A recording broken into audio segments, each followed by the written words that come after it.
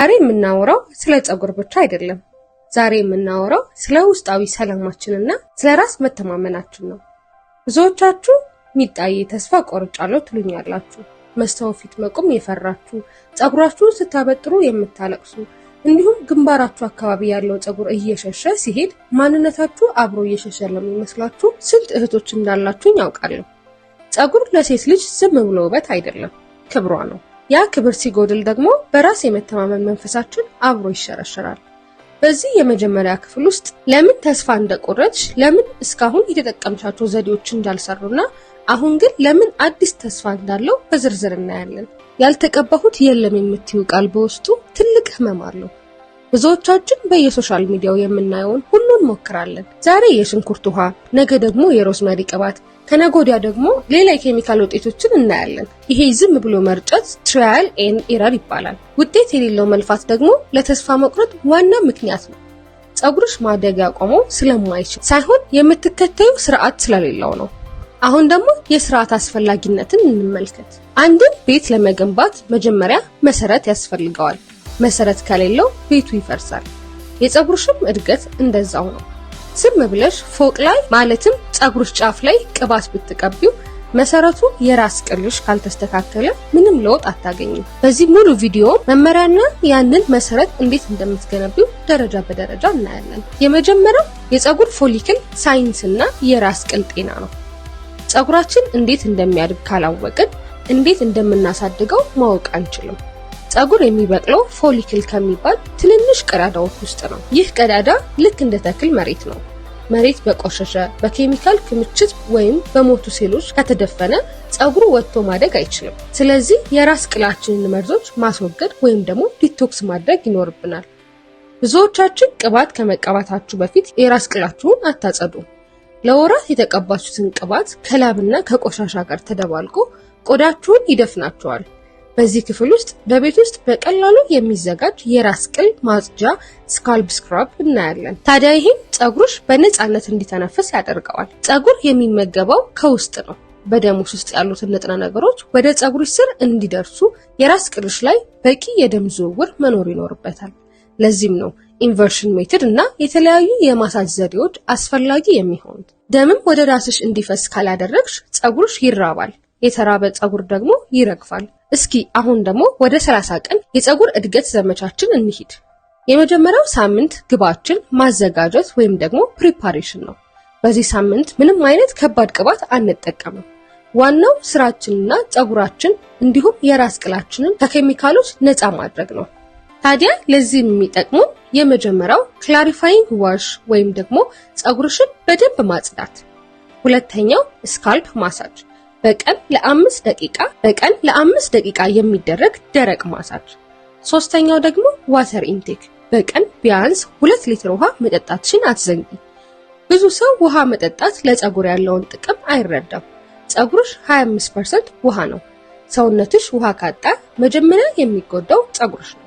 ስለዚህ በዚህ ሳምንት ፀጉራችንን ከውስጥም ከውጭም እናርሰዋለን ማለት ነው። ዛሬ የምንነጋገረው በቅርብ ጊዜ በፀጉር እንክብካቤ ዓለም ውስጥ ትልቅ አብዮት ስለሚፈጥሩት 2 ተፈጥሯዊ ንጥረ ነገሮች ነው፣ ሮዝመሪ እና ቅርንፉድ።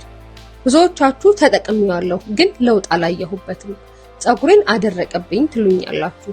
ዛሬ ግን ለምን እንዳልሰራላችሁና ትክክለኛ አዘጋጃጀቱን አብረን እናያለን። መጀመሪያ ወደ ሮዝመሪ ሳይንሳዊ ጥቅም እንለፍ። ሮዝመሪ ዝም ብሎ ቅጠል አይደለም።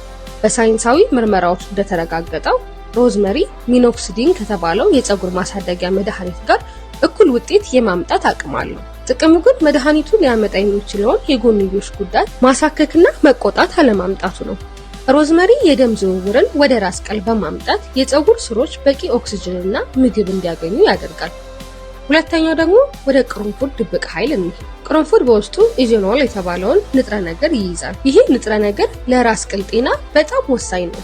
ቅርንፉድ ፀጉር እንዳይበጣጠስ የማጠንከር፣ የራስ ቅል ላይ ያሉ ባክቴሪያዎችና ፈንገሶችን የማጥፋት እንዲሁም ፀጉር በፍጥነት እንዲወፍር የማድረግ ተአምራዊ አቅም አለው። ነገር ግን አጠቃቀሙ ጥንቃቄ ይፈልጋል። አሁን ደግሞ ወደ ትክክለኛው አዘገጃጀት እንሂድ። ብዙ ሰዎች የሚያደርጉ ስህተት ቅርንፉድና ሮዝመሪን ቀቅለው ቀለሙ እስኪቀይር መጠበቅ ነው። ይሄ ግን ንጥረ ነገሩ ሙቀት ጋር ሲገናኝ እንዲጠፋ ያደርገዋል። አንደኛው ንጽህና ወሳኝ ነው። መጀመሪያ ሮዝመሪውንና ቅርንፉዱን በደንብ እጠቡት። ሁለተኛ ሙቅ ውሃ። ውሃውን ለብቻው አፍሉትና ከወረደ በኋላ ሮዝመሪውንና ቅርንፉዱን ጨምሩበት። ሶስተኛ ማቆየት ያለባችሁ ርዝመት ለ6 ወይም ለ8 ሰዓታት ቢቻል ደግሞ ሌሊቱን ሙሉ ዘፍዝፋችሁ አቆዩት። አራተኛ ማጣራት። በንጹህ ጨርቅ አጥልላችሁ በስፕሬይ ዕቃ ውስጥ ጨምሩት። አጠቃቀምና ጥንቃቄውን ደግሞ ስንመለከት ይህንን ውሃ በየቀኑ መጠቀም ትችላላችሁ። አዎ፣ ግን አንድ ሚስጥር አለው። ሮዝመሪና ቅርንፉድ ፀጉር የሚያደርቅ ባህሪ አላቸው። ስለዚህም ይህንን ውሃ ከተጠቀማችሁ በኋላ ሊቪንግ ኮንዲሽነር ወይም ደግሞ ጥቂት ጠብታ የተፈጥሮ ቅባት እንደ ኦርጋን ወይም ደግሞ ኮኮናት ኦይልን መቀባት አለባችሁ። ታዲያ ይሄ ፀጉራችሁ እንዳይደርቅና እንዳይሰባበር ይከላከላል። አሁን ደግሞ ወደ ግንባር ፀጉራችን እንሂድ። ግንባራችሁ አካባቢ ለሸሸ ፀጉር ይህንን ውሃ ረጭታችሁ ለ3 ደቂቃ በክብ እንቅስቃሴ ሰርኩላር ሞሽን ማሳጅ አድርጉት። ይሄ የሞቱ የፀጉር ስሮችን ይቀሰቅሳል። ውድ እህቶቼ፣ ተፈጥሮ ለኛ ያልሰጠችን ነገር የለም። ዋናው ነገር እንዴት እንደምንጠቀመው ማወቃችን ነው። ይህንን ዘዴ በዚሁ ሳምንት ተግባራዊ አድርጉትና ለውጡን በአይናችሁ ታዩታላችሁ። በሚቀጥለው ክፍል ደግሞ ፀጉራችሁ ምን አይነት እንደሆነ የምትለዩበት ዝርዝር እናያለን። በዚህኛው ክፍል የምንነጋገረው ስለ ፀጉር እንክብካቤ ልብ ነው ማለት ይቻላል። ብዙዎቻችሁ ሚጣዬ እሷ የተጠቀመችውን ቅባት ተጠቅሜ ለኔ ግን አልሰራልኝም ትሉኛላችሁ።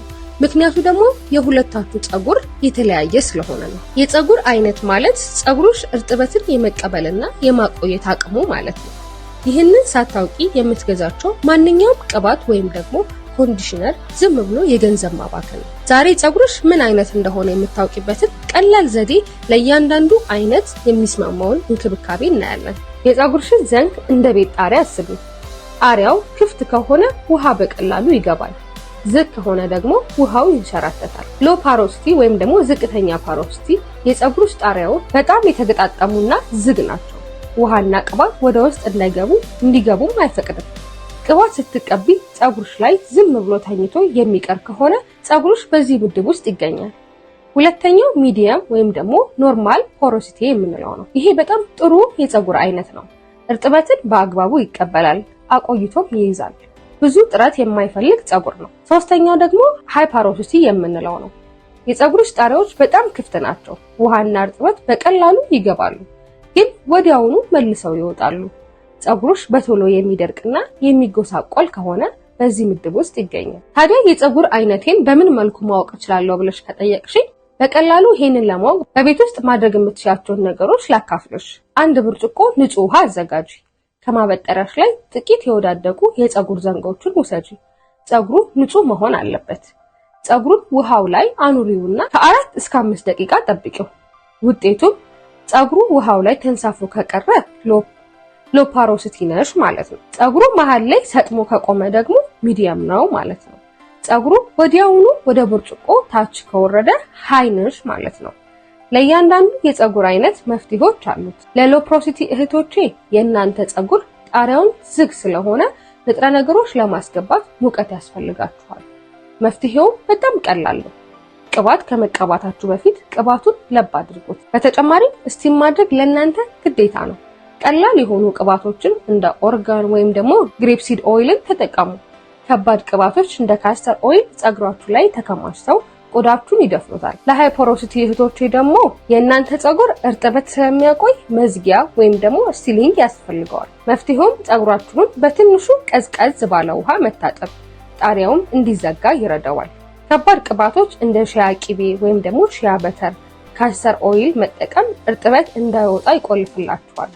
ፕሮቲን ትሪትመንት ለእናንተ በጣም አስፈላጊ ነው፣ ምክንያቱም ክፍተቶቹን ለመሙላት ይረዳል። ታዲያ ወደ ማጠቃለያው ስንመጣ እህቴ ፀጉርሽን ሳታውቂው ልትንከባከቢው አትችይም። ዛሬ ይሄንን ሙከራ አድርገሽ የፀጉርሽን ማንነት ለይ። የ30 ቀን ጉዟችን ስኬታማ የሚሆነው ፀጉራችን የሚፈልገውን ነገር ለይተን ስንሰጠው ብቻ ነው። አስታውሺ፣ ለውጥ በአንድ ጀንበር አይመጣም። ነገር ግን ዛሬ የጀመርሻት ጥቃቅን ስራ ከ3 ወር በኋላ አስደናቂ ውጤት ይዛልሽ ትመጣለች። ዛሬ መስታወት ፊት ስትቆሚ ለራስሽ እንዲህ በይ፣ እኔ ለውበትና ለጤናሽ ዋጋ እሰጣለሁ። ውድ እህቶቼ ይሄንን ቪዲዮ ከወደዳችሁት ላይክ እና ሰብስክራይብ ማድረግ እንዳትረሱ። ለምትወዷቸው ቤተሰቦቻችሁና ጓደኛችሁ ሼር ማድረጋችሁን አትርሱ። ታዲያ ይህንንም ቪዲዮ ከየት ሀገር ሆናችሁ እንደምታዩ ኮሜንት ላይ አስቀምጡልኝ። በቀጣይ ቪዲዮም እስከምንገናኝ መልካም ጊዜ